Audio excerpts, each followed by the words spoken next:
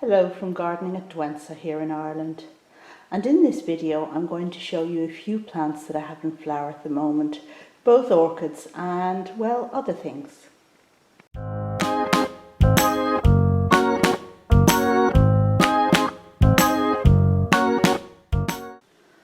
And this is the extent of the mini kitchen tour I'm going to do with you today. So I'm just really going to show you these few plants that are in flower. And it's sparked by the fact that the Christmas cactuses have come into flower. Well, I would say early, but early only by virtue of their name, because these ones flower several times a year really, and such pretty plants. This one here, this is the pale pink one, and when I did the live streaming with Dimitri a few days ago, I tried to show this plant and it looked really quite orange in the light, but as you can see, it's pink in reality. And this year, the darker pink one, which we have up here, is showing pretty much the same colour for whatever reason. And I think light intensity during the year can affect the colour like this. But it's a massive bloom, so we won't knock it. I mean, really, when something flowers as well as this, it doesn't matter what colour the flowers are, we're very happy to put up with it. So those are the Schlumbergera, or Christmas cactuses, two of them in flower. And then if we go down lower, we can see this Streptocarpus in flower. And this is a Dibbly Streptocarpus, the one called Crystal Ice, which has as its claim to fame the fact that it's supposedly flowers all year round, right through the winter, and it certainly flowers a lot longer than the other ones. Now the other ones of course flower all summer, so we really can't knock that too much. Anyway, it's a pretty plant, nice shade of blue and white, and generally speaking, the smaller the flowers on a Streptocarpus, the more flowers, the greater the number of flowers you're going to get.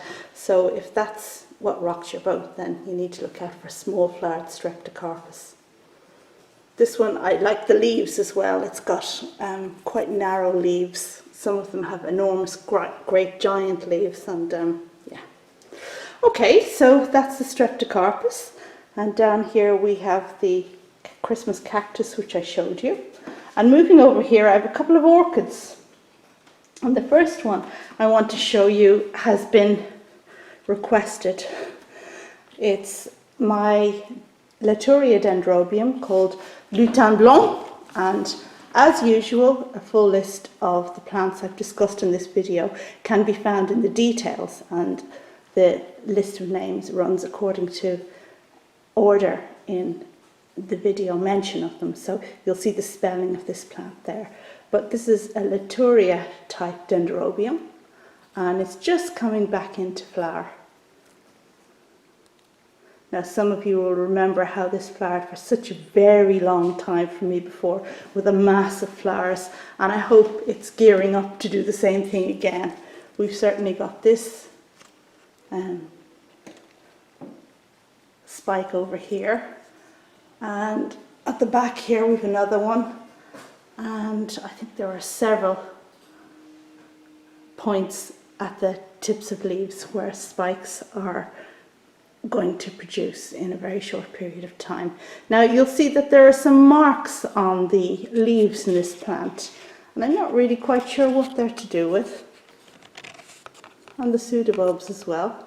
So if anybody has experience of Laturias, I suspect it's a Latouria trait, but I could be wrong. But in any case, it's a lovely flower, a lovely plant, and one that looks great when it's covered with a mass of flowers. I do love plants that have small flowers, but just masses and masses of them. And just above the Latouria Dendrobium, we can see my Masdevallia, the one that featured in my last orchid video, and it's still holding its one flower up, which is very good of it, really, isn't it? Yeah, really an anachronism, I think, because it was such a hot summer, and yet this cool loving plant decided this year that it was going to flower, so I don't know what to put that down to at all. And just before we move over to the Cattleya, I just want to make brief mention of my Gongora, galeata. And last time you saw this plant, it had 4 spikes on it that were about to bloom. And what happened was I went on holidays to the Azores and it bloomed while I was away, so I completely missed them, which is a shame. But the good news is that the plant is throwing up lots of new growths, so well, hopefully it will flower for me nicely next year, and hopefully I'll get to see it next year. So that's my Gongora going back up there. And then the last thing really I wanted to share with you was this Cattleya or Guarianthe bowringiana. And it's in full flower at the moment. And we have 6 flowers. And they're looking a bit pale now in this screen, but I think that's just the light level I've got switched on the screen. And they're very pink, and the lip has a kind of a deeper purple just there. But I'm quite pleased with this flowering. That's a healthy looking cluster. And you can see the rest of the plant there has lots of pseudobulbs, each of which has flowered in turn. And last year, as I mentioned in the last video, I was quite disappointed with how this plant looks when it was in flower, and I nearly chucked it in the bin, but this year it's decided, well, it doesn't want to go in the bin, and it's come up with this lovely, lovely display.